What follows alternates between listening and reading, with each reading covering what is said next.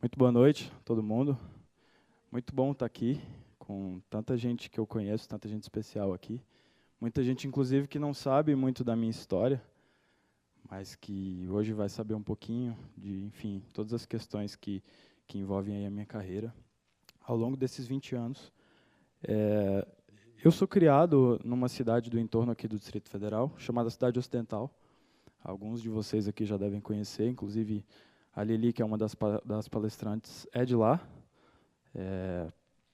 E lá em Cidade Ocidental, assim, no início da minha infância, nossas condições de vida, assim, da minha família principalmente, eram um tanto quanto precárias. Nós morávamos num barraco nos fundos da casa da minha avó. Eu sou caçula de 2 irmãos e com meu pai e com a minha mãe a gente morava nesse barraco. Mas meus pais, ao mesmo tempo, inclusive eles estão ali, vou falar um pouquinho deles depois, mas meus pais, eles sempre se esforçaram para que eu tivesse uma educação de qualidade, comida em casa. Nós nunca passamos fome, nunca passamos frio, mas nós tínhamos uma condição de vida um pouquinho irregular. E eles tinham um lema de vida, assim, em relação à minha educação, a educação do meu irmão também, que eles queriam que ao longo das nossas vidas a gente estudasse no melhor colégio da cidade, e de fato aconteceu, o Colégio Santo Antônio, que também é um colégio que eu tenho muito a agradecer por toda a minha formação. E a minha mãe viu que não tinha condição de pagar uma mensalidade tão cara quanto a do melhor colégio particular da cidade. Então, ela, através de contatos, ela conseguiu um emprego nesse colégio, onde ela não recebia um salário dos melhores, não agradava ela, não conseguia sustentar a casa com esse salário, mas, ao mesmo tempo, eu e meu irmão tínhamos direito à bolsa. Então, a gente estudou a vida inteira no colégio, boa parte dela com essa bolsa escolar, e a gente tinha uma educação muito boa, consegui fazer grandes amigos.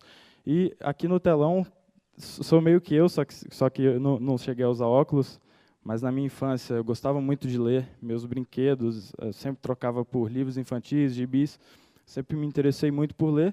E eu comecei a perceber durante a minha infância que eu tinha uma facilidade muito grande em fazer relacionamento. Eu conseguia fazer grandes amizades, eu conseguia perceber que, através de contatos, através de pessoas, eu conseguia chegar cada vez mais longe, eu conseguia realizar, às vezes, algum sonho, alguma coisa legal. Então, esse era meu perfil de infância. Assim, aos 8 anos, mais ou menos, eu comecei a perceber que eu era bom em comunicação, que eu conseguia falar muito bem com as pessoas. E tanto que fui eleito representante na escola, um representante da minha classe. E um episódio que me marcou muito durante a infância foi quando eu ganhei a eleição para representante, desculpa. E uma das professoras, que era de geografia, acho que a minha mãe odeia ela até hoje, porque ela, assim, aos 10 anos, ela chegou para mim e falou: "Poxa, por que você não representa ninguém aqui, você nunca vai ser nada, porque você é um garoto bagunceiro, você é um garoto que não gosta de estudar e não sei o quê".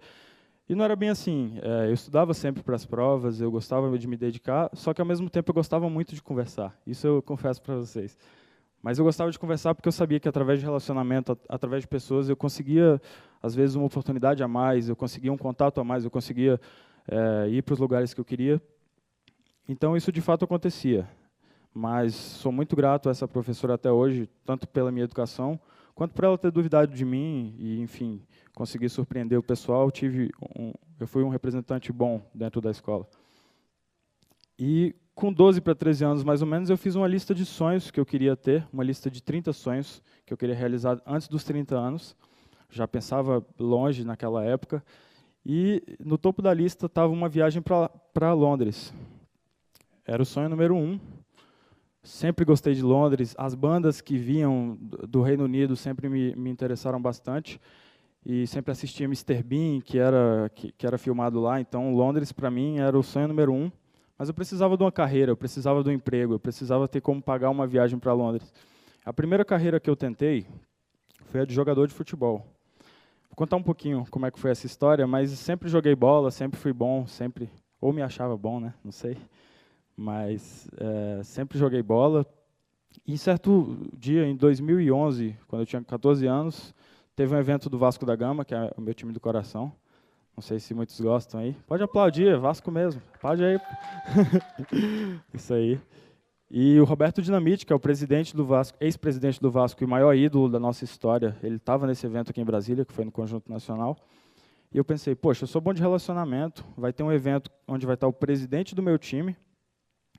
Então, quem sabe eu não consigo alguma coisa, né, nesse evento. Eu sabia que ia estar toda a equipe, os gerentes de futebol, os vice-presidentes, estariam todos lá. E eu pensei, pô, eu vou nesse evento, mas eu vou com outro intuito. Não só o de tirar foto com o meu ídolo, mas o de conseguir, de repente, um contato, conseguir uma peneira, uma avaliação, o que seja. E aí, quando eu consegui encontrar o presidente, que eu vi que ele estava com uma equipe gigantesca, eu pesquisei na internet rapidinho qual era o nome dos gerentes do Vasco lá, vi que um vice-presidente de marketing estava lá, que é o Eduardo Neri, inclusive é um cara que eu vou falar mais para frente, que é uma pessoa excepcional. E ele falou, ó, eu falei para ele, né, ó, eu jogo futebol, eu sou aqui de Brasília, eu gosto muito de futebol, eu gosto de jogar bola, eu sou bom e tal. Você não consegue uma avaliação para mim, você não consegue uma peneira, alguma coisa. Ele falou, cara, gostei da sua atitude, gostei de você ter vindo atrás de mim, me liga em uma semana que eu vou ver o que eu consigo para você. E eu falei, tudo bem, te retorno daqui a uma semana, saí de lá feliz da vida, pulando do Conjunto Nacional. E aí, uma semana depois eu liguei para ele, ele falou, cara, você vai para o Rio, você vai fazer uma peneira, você vai ter sua oportunidade e tudo. Essa imagem que está aqui no telão é de quando eu cheguei lá, em 2012. Eu estava no Sub-15 na época, né, na categoria de base. E fiquei um tempo lá no Rio de Janeiro. Meus pais se viraram nos 30 para conseguir me levar lá para o Rio. Fiquei alguns dias, né, lá. E por problemas estruturais do Vasco na época, eu não consegui me adaptar, não consegui ficar lá. Acabou rolando um problema lá, onde o alojamento teve que ser fechado, eu não pude ficar. Quando eu voltei para Brasília, eu cheguei a jogar em outros times daqui, mas como o cenário não tem expressão, os times daqui não têm expressão, acabei tendo que abandonar um pouquinho cedo esse sonho. Fui tentar outro sonho, 2 anos depois, já aos 16, que era o sonho de ser músico. Meu pai é um baterista fenomenal, uma referência dentro da música aqui em Brasília. E aos 16 anos eu sentei na bateria a primeira vez, eu acho que o dom estava correndo tanto nas veias, que eu consegui tirar minha primeira música sozinho, eu gravei, filmei, mandei para ele, ficou super orgulhoso.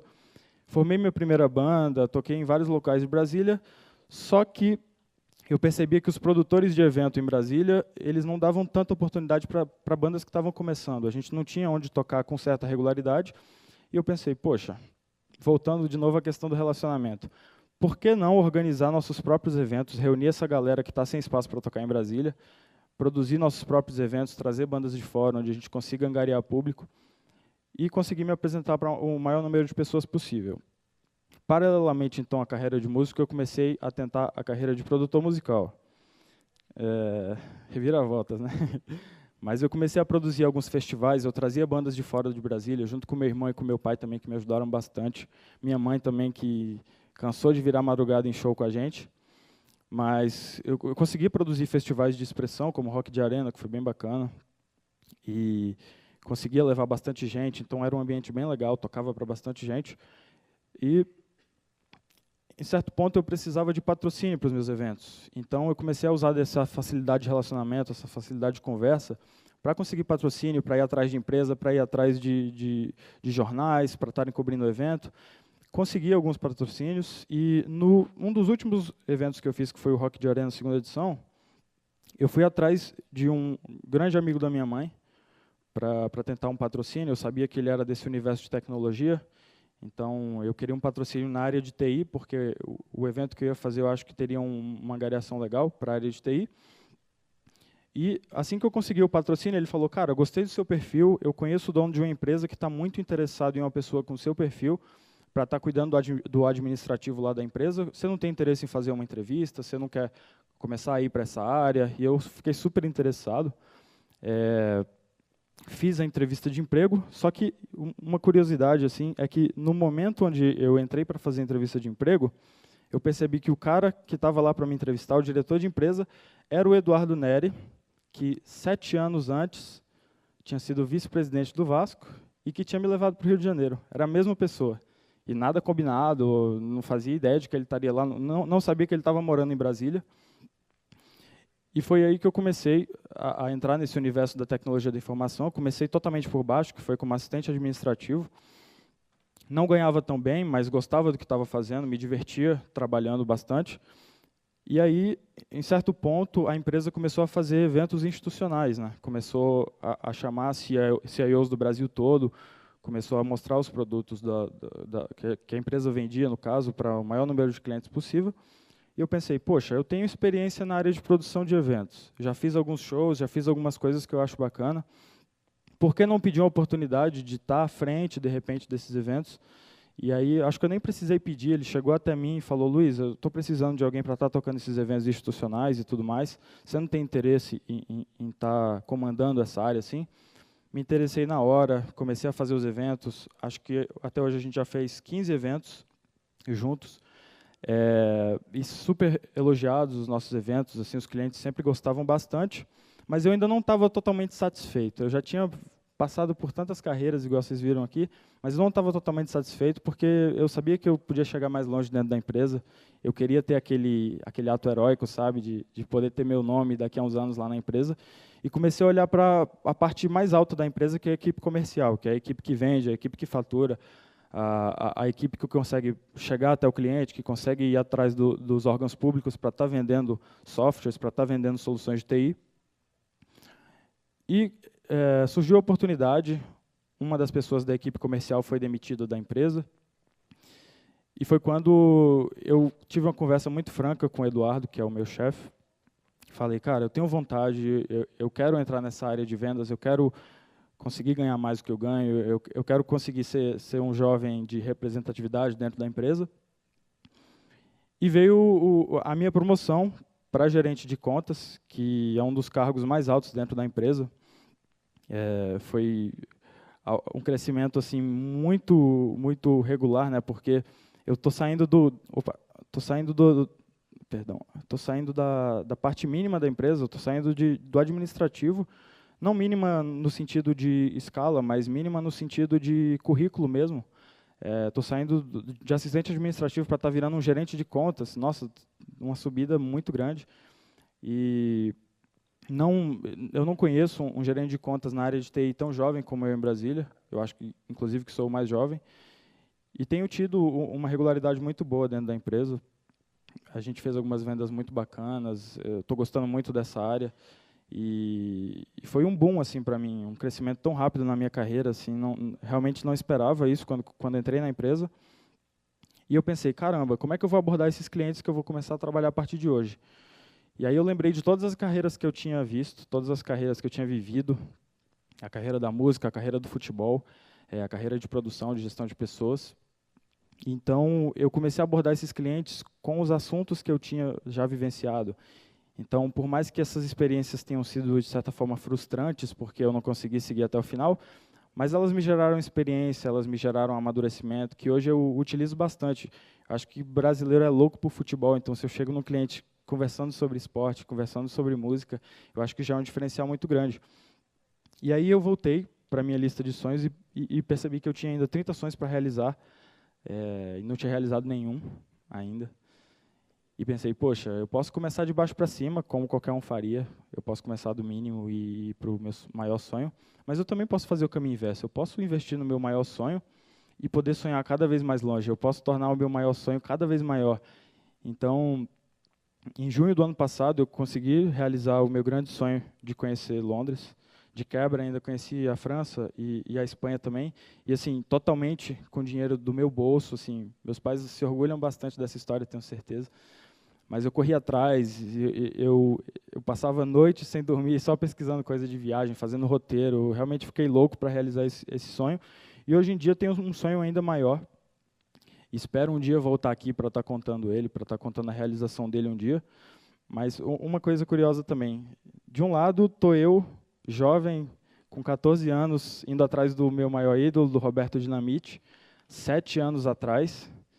E de um lado estou eu, Luiz Felipe, hoje em dia, com o meu maior ídolo, viramos grandes amigos, colegas, tenho o contato dele, estou sempre mandando mensagem no WhatsApp. Então, a mensagem que eu quero passar aqui é que o trabalho ele não é só desgastante. Você consegue tantas coisas através do trabalho e através do relacionamento, através de experiências. Eu gosto muito de trocar ideias com pessoas, eu gosto muito de conversar. E a mensagem que eu quero passar hoje é a de que nada na vida, nenhuma experiência ela tem que ser levada para o lado negativo. Tem tanta coisa boa que a gente vive e a gente não extrai a parte positiva dela, sabe? Talvez se eu tivesse frustrado com as carreiras que eu tive durante a vida, mesmo que eu não tenha conseguido chegar tão longe nelas, talvez eu não estivesse aqui hoje, sabe? Se eu não tivesse pego a parte boa, se eu não tivesse pego a experiência, o lado positivo, eu acho que eu não estaria aqui hoje. Então, gostaria de agradecer a todos vocês. Aqui na imagem tem algumas pessoas que me inspiram muito, familiares, amigos, pessoas que estão comigo desde sempre e para sempre. Então, agradeço muito, espero ter passado uma mensagem boa para vocês aí, e uma boa noite a todos. Obrigado.